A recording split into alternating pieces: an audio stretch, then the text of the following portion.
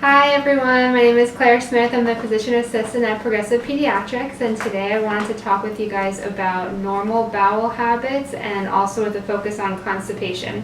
So the first thing I wanted to talk with you about is a baby's normal bowel pattern. So after they're discharged from the hospital, breastfed babies should have, like yellow, seedy, very soft bowel movements pretty frequently throughout the day.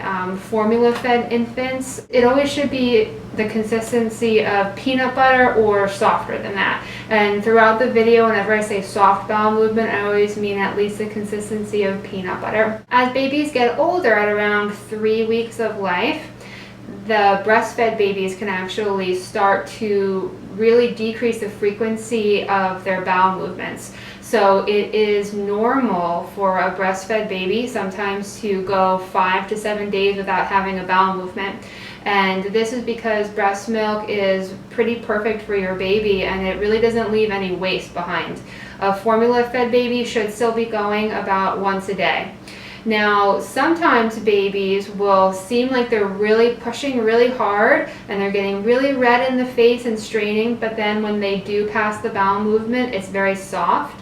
So this is called infantile dyschezia, and this is completely fine as long as the bowel movement itself is nice and soft. We don't worry about it. And that a lot of times this happens with the younger babies, like 3 weeks old or something like that. So once a baby starts eating solid food, we would expect the stool to be very similar to adult stools. So you'd want to have the baby having one stool per day, have it be nice and soft, and not have them strain when they're trying to push. So constipation now is defined as a difficult stool to pass.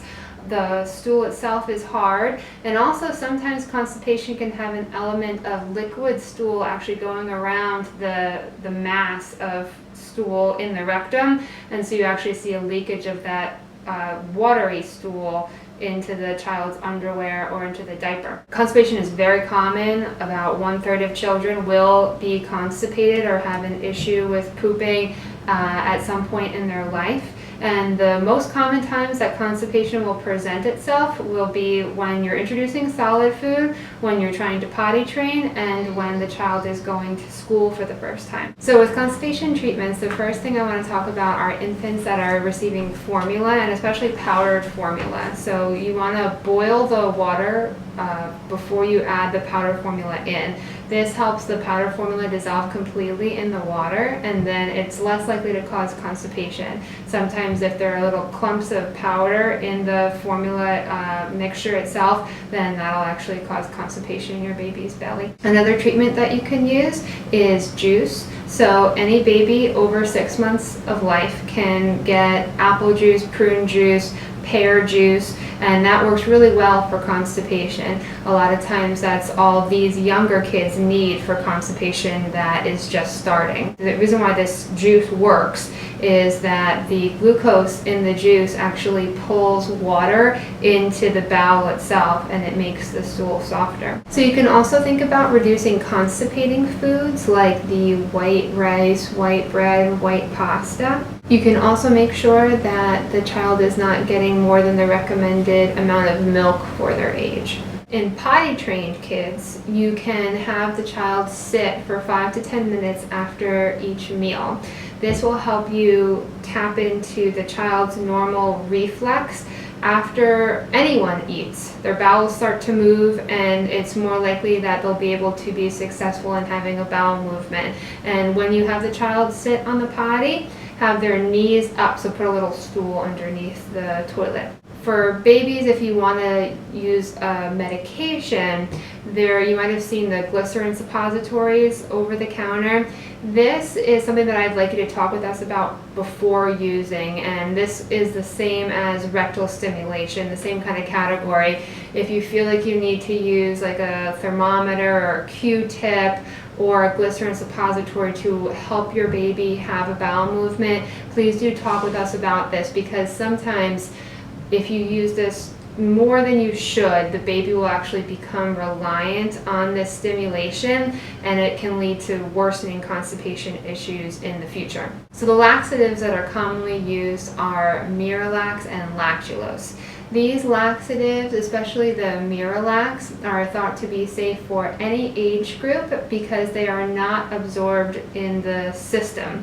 It is just in the colon and in the small intestine itself, and it helps to bring fluid into the stool.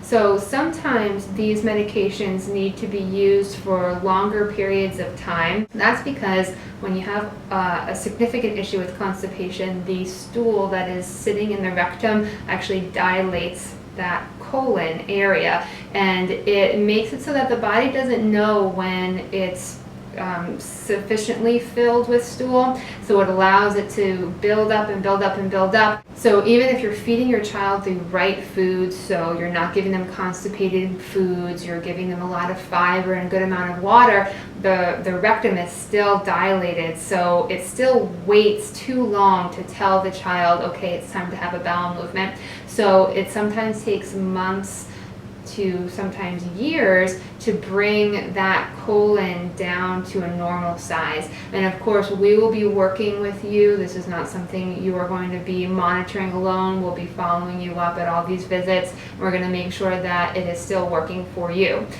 Sometimes the reason why we might refer to a gastroenterologist will be if these medications that we prescribe for constipation are not working for your child. So that's it for constipation. Please let me know if you have any questions, and I'll be seeing you in the office soon.